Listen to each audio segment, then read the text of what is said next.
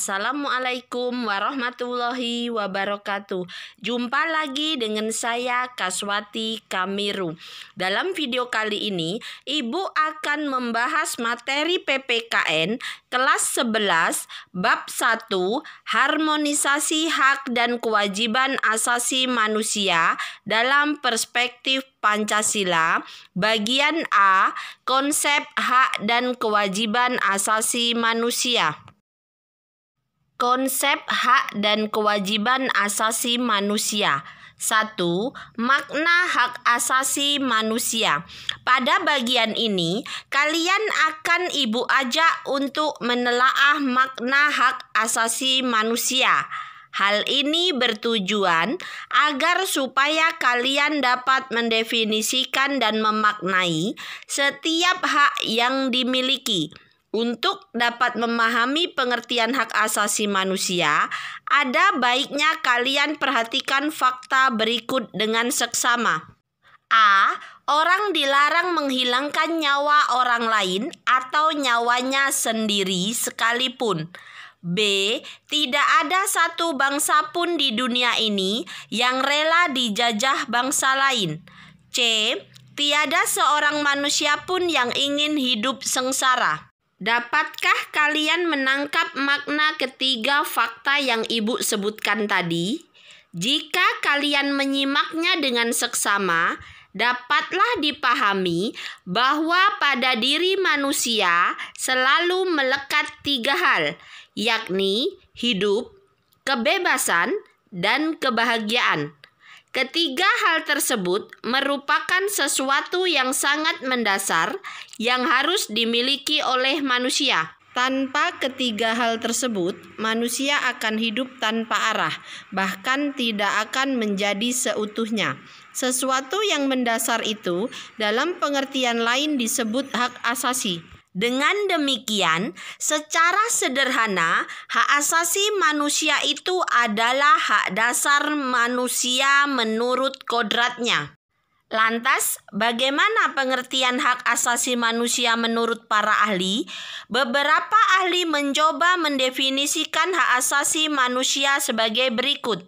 Menurut Undang-Undang Republik Indonesia Nomor 39 Tahun 1999, hak asasi manusia adalah seperangkat hak yang melekat pada hakikat dan keberadaan manusia sebagai makhluk Tuhan yang Maha Esa dan merupakan anugerahnya yang wajib dihormati, dijunjung tinggi, dan dilindungi oleh negara, hukum, pemerintah, dan setiap orang demi kehormatan dan perlindungan harkat dan martabat manusia. Menurut Jack Donnelly, hak asasi manusia adalah hak-hak yang dimiliki manusia semata-mata karena ia manusia.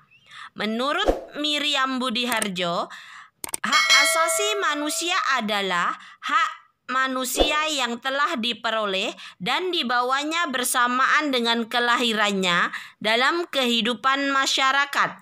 Menurut John Matterson, hak asasi manusia adalah hak-hak yang melekat pada diri manusia dan tanpa hak itu manusia tidak dapat hidup sebagai manusia. Dari beberapa pengertian tersebut, maka pada hakikatnya, dalam hak asasi manusia terkandung 2 makna. 1. Hak asasi manusia merupakan hak alamiah yang melekat dalam diri setiap manusia sejak ia dilahirkan ke dunia. 2. Hak asasi manusia merupakan instrumen atau alat untuk menjaga harkat dan martabat manusia sesuai dengan kodrat kemanusiaannya yang luhur. Dibandingkan dengan hak-hak yang lain, hak asasi manusia memiliki ciri-ciri khusus sebagai berikut. A. Hakiki. Artinya, hak asasi manusia adalah hak asasi semua umat manusia yang sudah ada sejak lahir. B.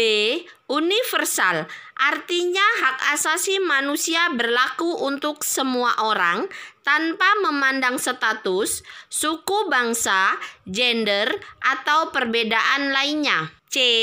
Tidak dapat dicabut. Artinya, hak asasi manusia tidak dapat dicabut atau diserahkan kepada pihak lain. D. Tidak dapat dibagi.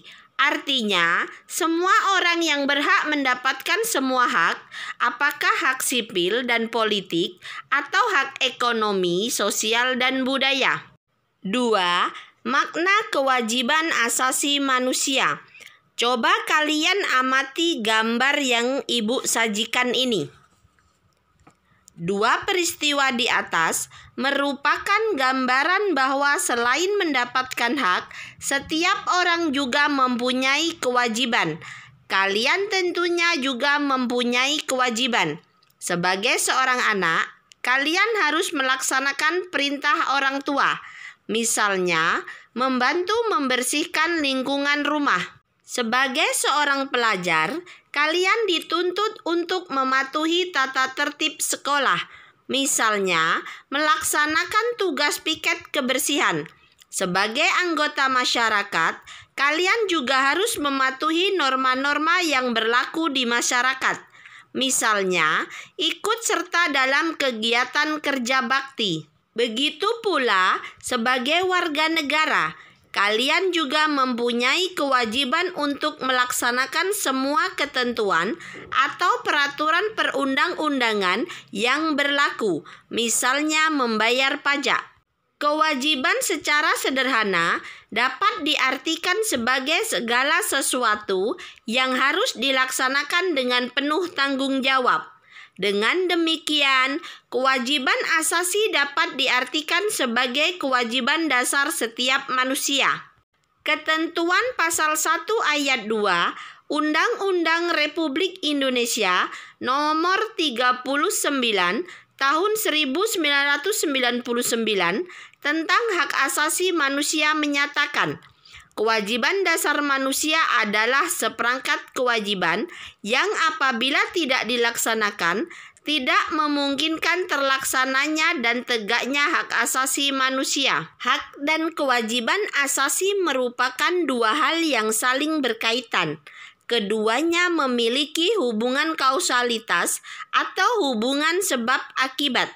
Seseorang mendapatkan haknya dikarenakan dipenuhinya kewajiban yang dimiliki. Misalnya, seorang pekerja mendapatkan upah setelah dia melaksanakan pekerjaan yang menjadi kewajibannya.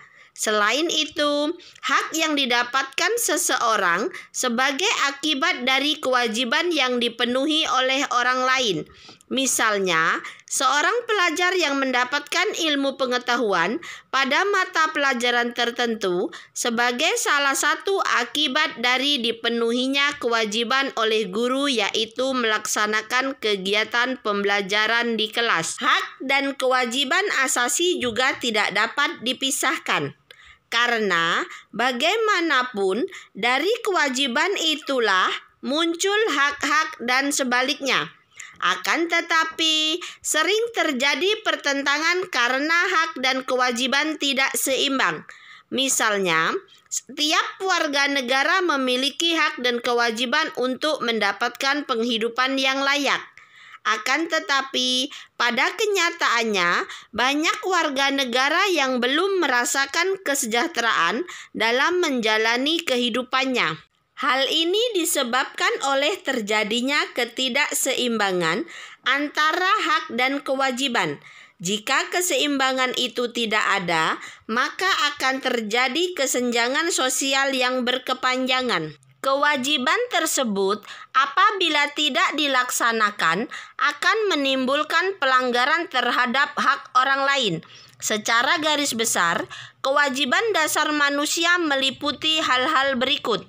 Wajib patuh pada peraturan perundang-undangan, hukum tak tertulis, dan hukum internasional mengenai hak asasi manusia yang telah diterima oleh negara Indonesia, pasal 67. Wajib ikut serta dalam upaya pembelaan negara sesuai dengan ketentuan peraturan perundang-undangan pasal 68. Wajib menghormati hak asasi orang lain, moral, etika, dan tata tertib kehidupan bermasyarakat, berbangsa, dan bernegara. Pasal 69 ayat 1. Wajib menghormati hak asasi orang lain secara timbal balik. Pasal 69 ayat 2. Wajib tunduk pada undang-undang dan menjalankan hak dan kebebasannya. Pasal 70. Anak-anak, itu tadi penjelasan Ibu. Semoga bisa dipahami dan bisa bermanfaat untuk kalian semua. Jangan lupa like, komen, share, dan subscribe-nya. Karena subscribe itu gratis. Berkat kalian, channel Kaswati Kamiru bisa berkembang. Assalamualaikum warahmatullahi wabarakatuh.